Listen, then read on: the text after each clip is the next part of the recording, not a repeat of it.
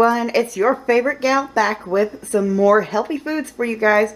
Right now I've got some cauliflower growing right here that I've already cut up, and I'm going to be steaming said cauliflower and making what's known as potatoes. Now these are the cauliflower version of mashed potatoes, and of course it's extremely more healthy for us than going actual potatoes in the diabetic world. So what I'm going to do first, I've got my little bit of water here that's already been salted, and I'm going to turn this up to about 5.5. Okay, so what I'm going to do to prepare this, I'm going to take my trendy little steamer tray, put that on top of the water. Make sure the water isn't coming up through the tray. If it is, just remove some of the water and go from there. But you need water down there if you're going to steam these things. Okay, so we're going to fill the tray up.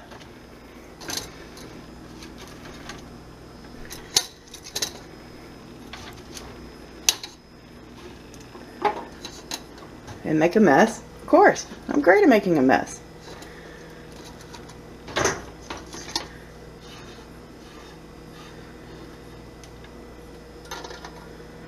Okay, now these little bits here, I'm not going to worry about them. I'm just going to toss those away, because you know, these little holes in the, it can make a little bit of a mess. So what I'm going to plan on doing here, I've got my burner starting to heat up.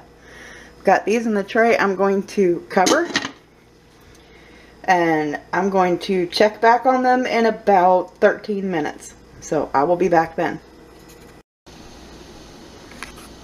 Alright folks, it's been about 13 minutes now. My timer went off for me, so I'm going to take this off and we're going to check it out. Woo! That's some smoke, or steam rather.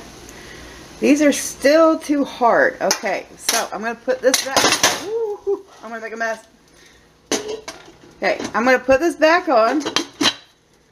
Okay, we're going to turn this down just a little bit. Alright, let's move it down to about 3.5. That way we don't waste all of our water in there.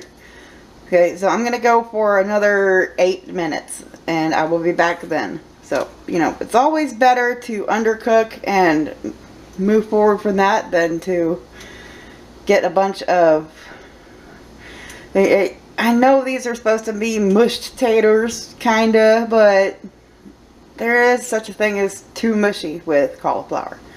So I'll see you guys in 8 minutes. Okay, folks, it's actually been about 9 minutes. I had an extra minute that I needed to spend, but we are where we need to be. We have steamy.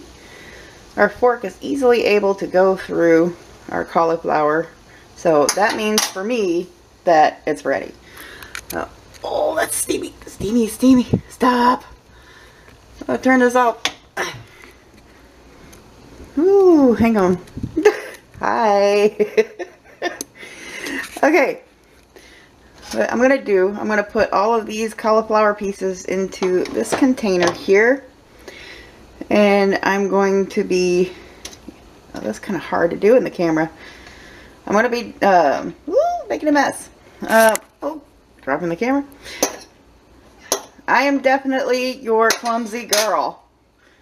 Get in there. Okay, so I'm going to put those in here, and then I'm going to show you guys the process of mashing them up and getting spices and butter and everything put in there. So give me just a moment, please. Okie doke. Okay, so we have our cauliflower in our container. I'm just going to mash down with my fork. Now, I know, you know, at first you want these to be as much like mashed potatoes as possible. Now, what I can suggest there is to either go overly mash on that fork, or you can mash them up in a food processor. But, you know, at this point, I know it's cauliflower. And, you know, I let my mind play games. I enjoy, you know, having this with steak or what have you. You know, steak, chicken, whatever. Okay, so, oh, there's a big piece right there.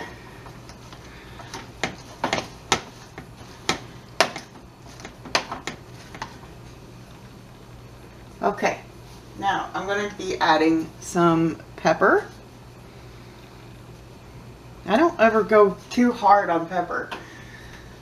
Let's add some Italian medley Mrs. Dash, salt-free.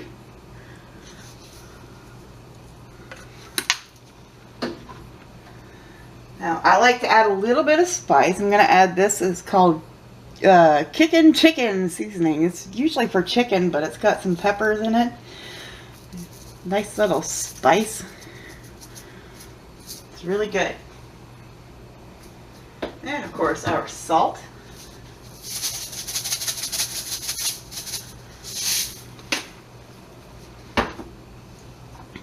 Stir that in. Keep that mash going.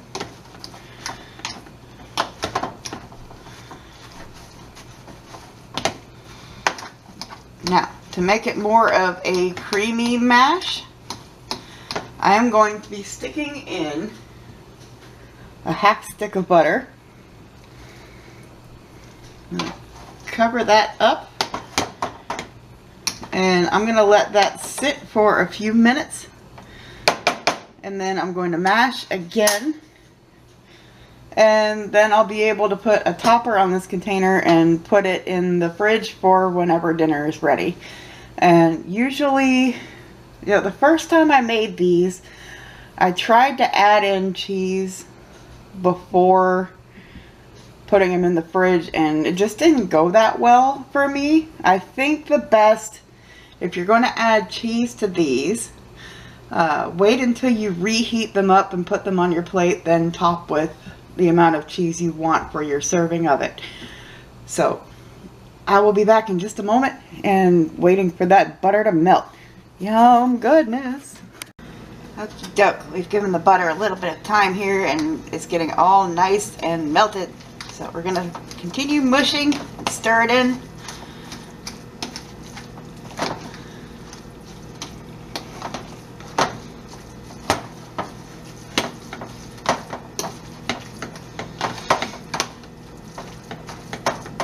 Now, like I said, it's not the absolute best complete mash in the world. It sure as heck tastes really good.